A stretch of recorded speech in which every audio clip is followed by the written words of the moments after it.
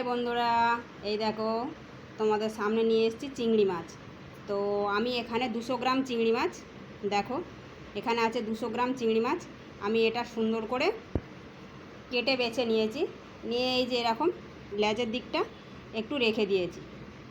এই যে এটা দেখতে ভালো লাগে, তোমরা ফেলে দিলে ফেলে দিতে পারো, এটা দেখতে ভালো লাগে বলে রেখেছি। তা আমি মাথার দিকে ঘিলুটা রয়েছে এটা আমি নিয়ে নিয়েছি, আর এই যে এখানে একটা সুতো মতো থাকে নাড়ি, যেটা ময়লা থাকে ওটা ফেলে দিয়েছি, আর মাথার ধারে থাকে একটা খাবারের থলি, ওটাও ফেলে দিয়েছি। দিয়ে আমি এই যে চিংড়ি মাছটা পরিষ্কার করে আগে ধুয়ে নিয়েছিলাম, কেটে রেখে দিয়েছি। দেখো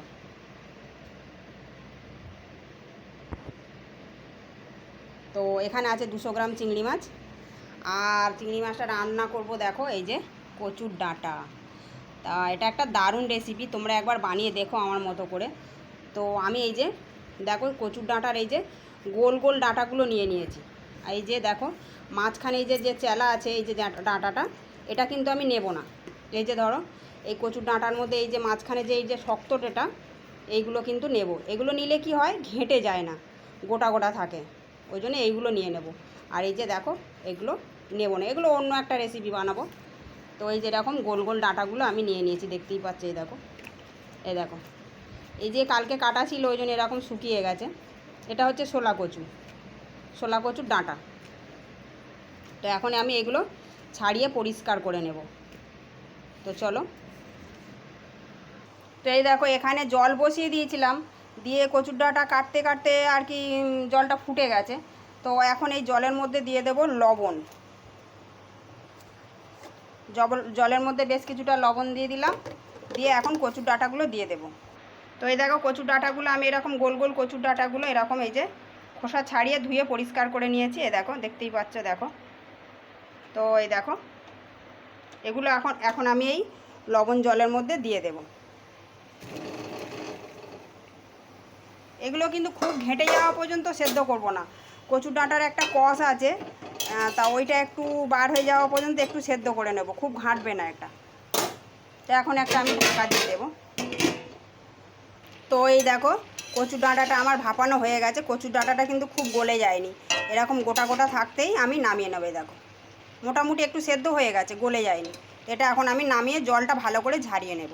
তো দেখো কচুর ডাঁটাটা আমি জল ঝরাতে দিয়ে দিয়েছি। আমার রান্নার এই দিকে লাইটটা খুব কম, তা তোমরা একটু কষ্ট করে দেখে নিও। তো এই কচুর ডাঁটাটা এই যে দেখো এরকম এই যে জল ঝরাতে দিয়ে দিয়েছি চুপড়ি করে। তো এখানে দেখো রান্নায় কি কি নিয়েছি। তো রান্নায় নিয়েছি মশলার জন্য নিয়েছি এই যে এখানে আছে সর্ষে।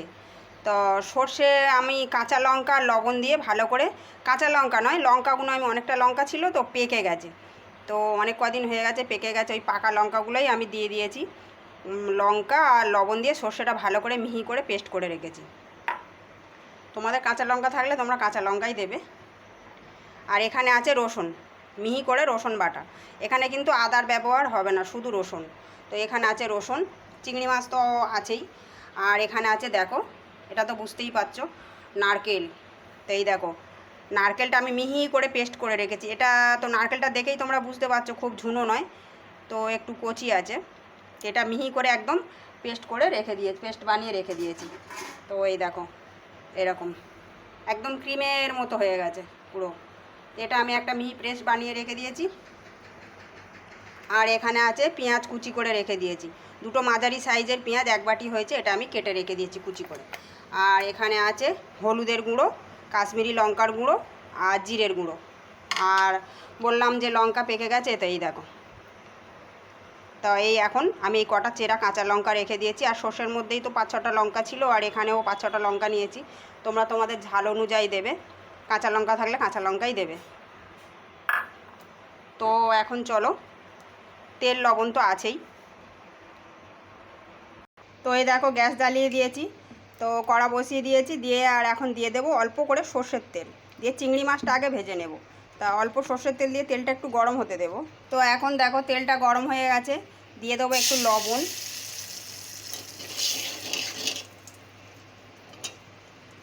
দিয়ে দিলাম এই যে হলুদ, দিয়ে দিলাম এই যে কেটে বেছে পরিষ্কার করে রাখা চিংড়ি মাছগুলো।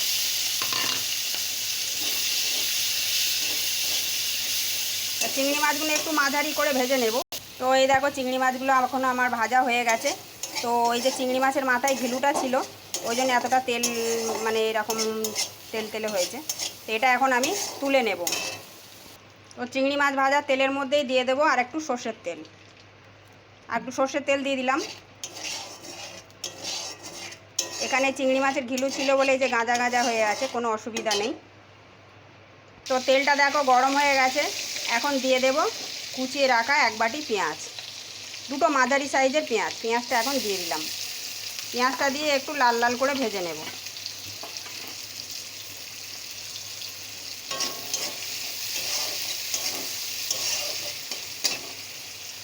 তো পেঁয়াজে যে দেখতে পাচ্ছ একটু বাদামি রং ধরে গেছে।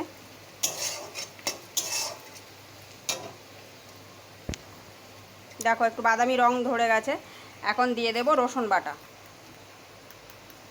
1 চামচ এই যে রসুন বাটা দিয়ে দিলাম। এখানে আদা নেই, শুধু রসুন আছে। রসুনটা দিয়ে একটু ভালো করে কাঁচা গন্ধটা চলে যাওয়া পর্যন্ত নাড়াচাড়া করে নেব। তো এই যে রসুনটা দিয়ে কিছুটা নাড়াচাড়া করে নিয়েছি, রসুনের কাঁচা গন্ধটা চলে গেছে। এখন দিয়ে দেব কাঁচা লঙ্কা, মানে কাঁচা লঙ্কা নয়, পেকে গেছে, লাল হয়ে গেছে। লঙ্কাগুলো দিয়ে দিলাম, দিয়ে একটু নাড়াচাড়া করে নিলাম। এখন দিয়ে দেব হলুদের গুঁড়ো, লঙ্কার গুঁড়ো আর জিরের গুঁড়োটা, সবটা দিয়ে দিলাম। তোমরা তোমাদের প্রয়োজন অনুযায়ী দেবে। এটা দিয়ে একটু নাড়াচাড়া করে নেব। গ্যাস একদম আস্তে আছে। তো এই দেখো মশলাটা দিয়ে অল্প একটু নাড়াচাড়া করে নিয়েছি। এখন দিয়ে দেব সর্ষে আর লঙ্কা বাটা, এটা দিয়ে একটু নাড়াচাড়া করে নেব। মশলার সঙ্গে একটু অল্প কষিয়ে নেব, সর্ষে বেশি কষানো যাবে না। এই দেখো মশলা আমার রেডি হয়ে গেছে, দেখতে পাচ্ছ তেলটা ছেড়ে দিয়েছে। এখন দিয়ে দেব এই যে কচুর ডাঁটা, ভাপিয়ে রাখা কচুর ডাঁটা,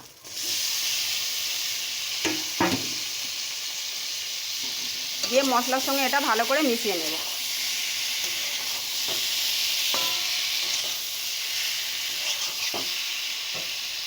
তো এই দেখো সর্ষে বাটায়ও লবণ ছিল আর কচুর ডাঁটা সেদ্ধর সময়ও লবণ ছিল। তো এখন পরিমাণ মতো অল্প একটু লবণ দিয়ে দিলাম, দিয়ে ভালো করে লবণটা দিয়ে মিশিয়ে নেব।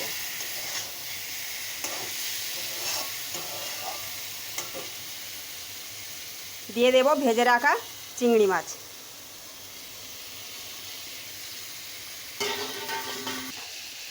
চিংড়ি মাছটা দিয়েও ভালো করে আমি সুন্দর করে এটা মিশিয়ে নেব।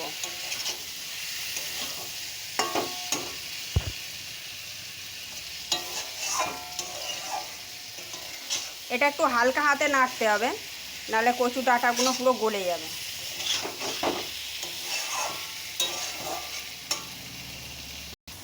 তো এই যে ভালো করে কষিয়ে নিয়েছি, এখন দিয়ে দেব পরিমাণ মতো জল। জল দিয়ে দিলাম, জলটা দিয়ে ভালো করে একটু নেড়ে দেব।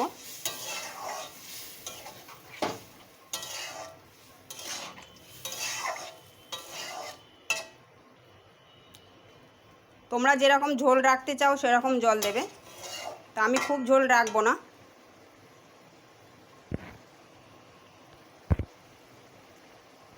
তো এই দেখো কচুর ডাঁটা চিংড়ি মাছ এটা এখন ফুটে গেছে। তো এখন দিয়ে দেব এই যে বেটে রাখা নারকেলটা এখন আমি দিয়ে দেব,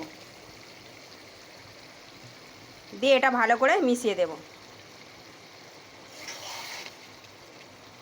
এটা সুন্দর করে আমি এর সঙ্গে মিশিয়ে দেব।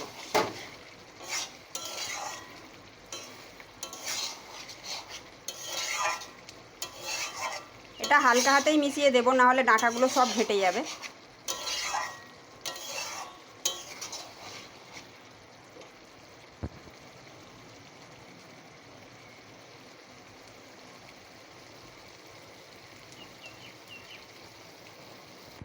তো এই দেখো এখন আমি দিয়ে দেব অল্প একটু চিনি, 1/2 চামচ চিনি। তোমরা চিনি চাইলে নাও দিতে পারো, তা কচুর শাক মানে একটু চিনি দিতে হয়, ওই জন্য একটু চিনি দিলাম, তাহলে টেস্টটা খুব ভালো লাগবে। চিনিটা দিয়ে আমি এখন একটু মিশিয়ে নেব। তো দেখো আমার কচুর শাকটা প্রায় রেডি। তো আর একটু চিনিটা দিয়ে মিশিয়ে আমি নামিয়ে নেব। তো তো কেমন হয়েছে দেখো। তা তোমরা তো কচু শাক অনেক রকমভাবে খাও, তো আমার মতো একবার এরকমভাবে রান্না করে খেয়ে দেখো, কিন্তু দারুণ টেস্ট। যদি কচুর ডাঁটা না কিটায় তাহলে কিন্তু ভাপাতে লাগবে না। অনেক জায়গায় কচু আছে না একটু গালটা কিটকিট করে, তো ওই জন্যে আমি একটু ভাপিয়ে নিলাম। ভাপিয়ে নিলেও হালকা করে, অসুবিধা নেই। দেখতেই পাচ্ছ এই যে ডাঁটাগুলো দেখো সব গোটা গোটাই আছে, গোটা গোটাই আছে। তো এরকম গোটা গোটাই থাকবে। তো এই যে দেখো প্রায় হয়ে এসছে। আমি হালকা হাতে চিনি দিয়ে এই যে একটু মানে কচুর ডাঁটাটা একটু নেড়ে নিলাম, নিয়ে আর একটু ফুটতে দেব। গ্যাসটা একটু জোরে দিয়ে দেব। তো এই দেখো আমার মালাই কচুর শাক এই যে রেডি, চিংড়ি মাছ দিয়ে মালাই কচুর শাক। তা এইরকমভাবে তোমরা একবার রান্না করে খেয়ে দেখো, খেতে কিন্তু খুব সুন্দর লাগে। তো এরকমভাবে একবার খেয়ে আমাকে জানিও যে কেমন হয়েছে। আর যদি আমার রান্নাটা ভালো লাগে তো একটা লাইক কমেন্ট শেয়ার করে দিও, আর আমার চ্যানেলটা একটু সাবস্ক্রাইব করে নিও। তো এখন এটা আমি নামিয়ে নেব, এটা এখন আমার রেডি। তো দেখতেই পাচ্ছ এই যে দেখো মালাই চিংড়ি কচুর শাক। তো এটা খেতে কিন্তু খুব সুন্দর হয়, দেখতেই পাচ্ছ এই দেখো। দেখো এটা এখন আমি নামিয়ে নেব, গ্যাসটা বন্ধ করে দেব, দিয়ে এটা নামিয়ে নেব। তো এই দেখো আমি মালাই চিংড়ি কচুর শাকটা নামিয়ে নিয়েছি। তো দেখো কেমন লাগছে, কেমন লাগছে দেখো। তো এটা যদি ভালো লাগে তো একটা লাইক কমেন্ট শেয়ার করে দিও, চ্যানেলটা একটু সাবস্ক্রাইব করে নিও। দেখো কেমন হয়েছে মালাই চিংড়ি কচুর শাক। তো এরকমভাবে তোমরা একবার বানিয়ে খেয়ে দেখো, খুব সুন্দর খেতে লাগে।